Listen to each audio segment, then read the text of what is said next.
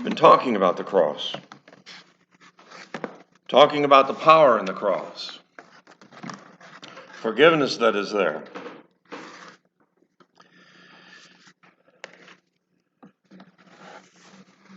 And this morning, I want to take a look at Luke chapter 23.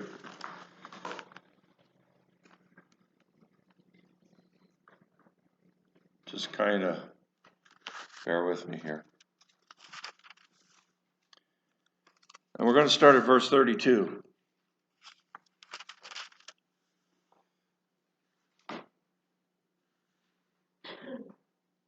Luke chapter 23 and verse 32. 2 other men, both criminals, were also led out with him to be executed. When they came to the place called the Skull, they crucified him there, along with the criminals, one on his right and the other on his left. Jesus said, "Father, forgive them, for they do not know what they are doing." And they divided his clothes by casting lots. The people stood watching, and the rulers even sneered at him.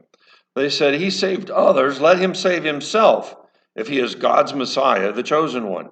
The soldiers also came up and mocked him. They offered him wine vinegar and said, "If you're the king of the Jews, save yourself." There was a written notice above his head, which read, "This is the king of the Jews." One of the criminals who hung there hurled insults at him. "Aren't you the Messiah? Save yourself and us." But the other criminal rebuked him. "Don't you fear God," he said. "Since you are under the same sentence, we are punished justly, but we are getting what our deeds deserve. But this man has done nothing wrong." Then he said, "Jesus, remember me when you come into your kingdom." Jesus answered him, "Truly I tell you, today you will be with me in paradise." These 2 men, these 2 criminals, appear in each one of the 4 Gospels. Matthew and Mark merely say that they were led to the crucifixion with him. In fact, they also said that both of these criminals were rebuking Jesus. They were sneering at him. They were calling him names.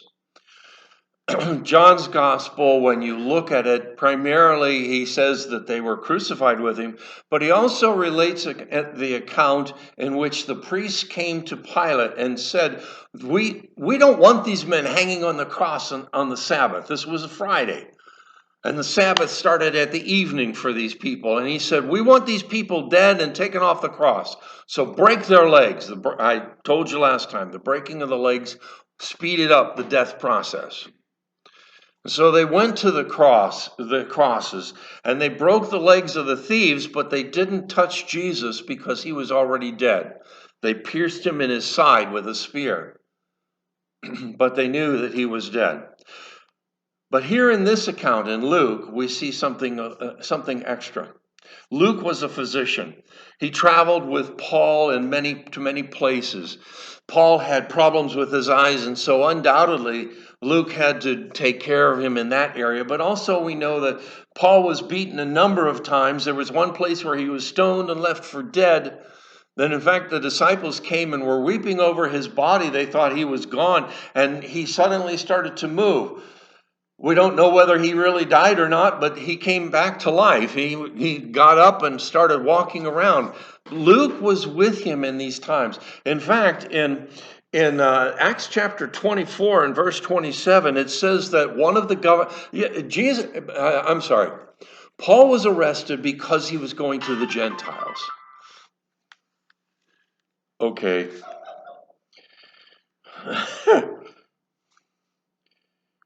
Gotta take care of something here. All right. Phone reminding me. Shut up. Anyway. Paul was arrested because he had gone to the Gentiles, and they thought he polluted the temple. And because of his crime, they were wanting to kill him. But Paul cried out to go to Caesar, and so they sent him to the governor there, Festus, at that time. And Festus listened to Paul, and he was going, "Whoa, both Festus and Felix, both governors were thinking he was nuts." Festus kind of was hoping that Paul would give him a bribe to set him free, but Paul never did that. And so when Festus left after 2 years, he left Paul there, and Felix came along. So Paul was in prison for 2 years, and Luke, the physician, took that time to travel through the Holy Land, travel to the places where Jesus had ministered, and he was asking people all these questions. You look at Luke's gospel, and there are so many events that take place that aren't recorded in any of the other gospels. You know, the one section, chapter 10 to chapter 18, very few of those stories and events are recorded in other gospels. But they're recorded there by Luke, the physician. Luke, the Gentile physician, no less, okay? He talked about the birth of John the Baptist. He talked about how Mary had received the announcement for Jesus' birth. And so there are many things in which Luke, through his research, picked up events and stories. And I believe this is an event that he picked up as he was questioning people who were there at the crucifixion. You know, January 6th this year, there was that event that took place in Washington, D.C. And everybody is saying that the people were rioting and rushing into the Capitol building and doing destruction. When you actually look at it, it was just a few. And so some of the times the accusations of wrongdoing are spread beyond the actuality of what really happened. And I think in this situation, probably that might be the case. In fact, it's very possible that both thieves did start with accusing Jesus and cursing him and so on. But this one thief, I think his heart was softened. The other one, he was a tough old bird. He'd been doing so many crimes throughout his life, he could have cared less about who Jesus was. He was dying on the cross, and he was in agony, and all he could think about was himself. And so he is the one who cried out to Jesus, "If you're the Messiah, save us. Save me and my partner." I think he was actually just more concerned about himself, but he was including his partner because, you know, they worked together. But the other man, even though he's a criminal, even though he had done bad things, there was probably still in his heart and in his mind that feeling that maybe things weren't exactly right. And as he hung on the cross, both of these men probably had heard about Jesus, had heard about his miracles, had heard about his teaching. I mean, everybody was talking about Jesus. And it's very possible that this one thief had a soft spot in his heart, and the words were getting down in there, and he was wondering, is this really true? Is this man really alive? Are these just wild stories? What's going on? Is this something I need to be looking into? And at this moment, they were together. And so his hardened partner said, "Save us." And it might have been at that moment that God broke through into his heart. I don't know. But he turned to Jesus, and he turned to the other thief, and he said, "What is wrong with you? Don't you realize what's going on here?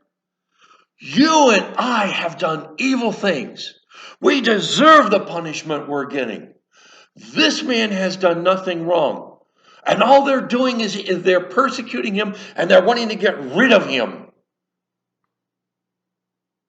Be quiet and leave him alone." The next two events, the next two things that happen are really eye-opening. This is one of the reasons why I stepped up here and grabbed this song. Guilty, I'm guilty, is all that I could say. Mercy, your mercy, crashed in like a wave. This man looked at Jesus hanging on the cross, and he knew something was different. Even as they were hanging him on the cross, he cried out, "Father, forgive them, for they don't know what they're doing." Anybody else would have been screaming at him and cursing at him and yelling and saying, "Cut it out, stop it, I shouldn't be crucified." But he said, Father, forgive them. And so finally, he looked at Jesus and he said, Lord, remember me when you come into your kingdom. He wasn't expecting anything else. He was just wanting to be remembered. He was just wanting Jesus to think about him, to know that maybe he'd done things wrong and maybe he was deserving of this punishment. But just do me a favor and just remember me. I'm not expecting anything else. I don't deserve anything else.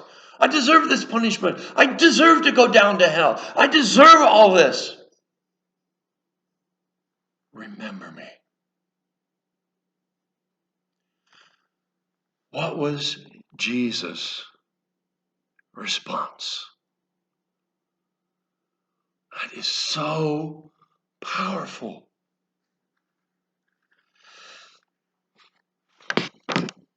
The chorus, and all my sin was washed away. Washed away. You took them all. There's not a trace. I stand here free from every stain, forever washed away. Jesus looked at the man and he said, today,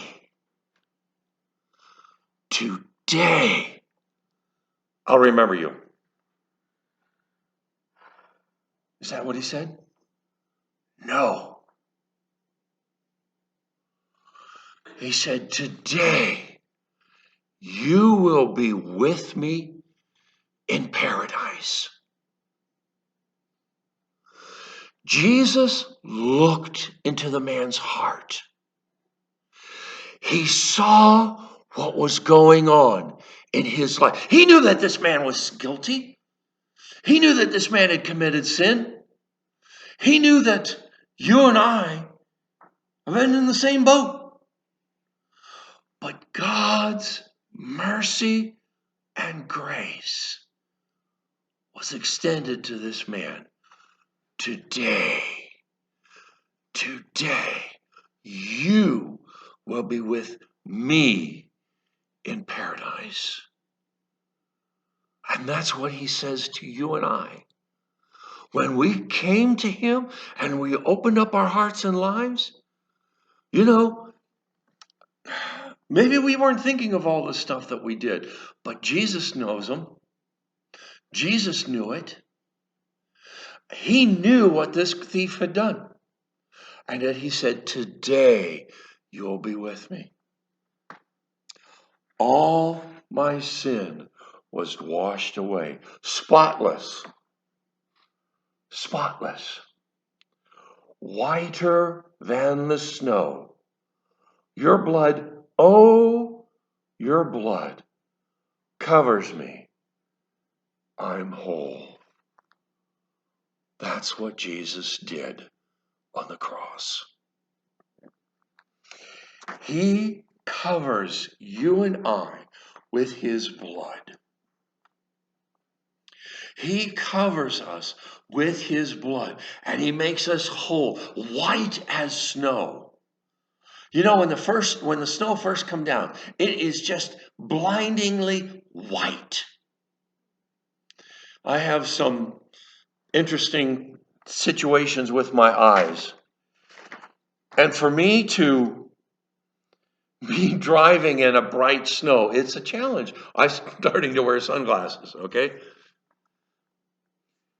Our souls, our hearts, our lives are that clean, spotless, no stain. That's what he's saying to this man hanging on the cross. Even though he had done evil things, he probably had killed people, he'd done all kinds of stuff. But his life changed at that moment. Today, you will be with me in paradise. And you know what? I don't know how long ago it was that you turned to the Lord. But he said, today, at that moment, he said, today you'll be with me in paradise. Today, I'm going to change your heart and life. And it continues on even now. And it will continue on even into the future. When Jesus returns, we don't know when this is going to happen. I'm going to set this down here. We don't know when that's going to happen, but when it does, he's going to be gathering his people to him. And there's going to be a great and tremendous celebration. And we just need to be ready. To be ready. Oh, what a powerful, powerful moment that was. When Jesus looked at this man, this evil, sinful man, but because of his heart, he said, today you'll be with me in paradise. That is such an amazing and powerful message. It's for you and I today, this moment. Today, you'll be with me in paradise. We're going to be sharing the communion. Better now or after the next song?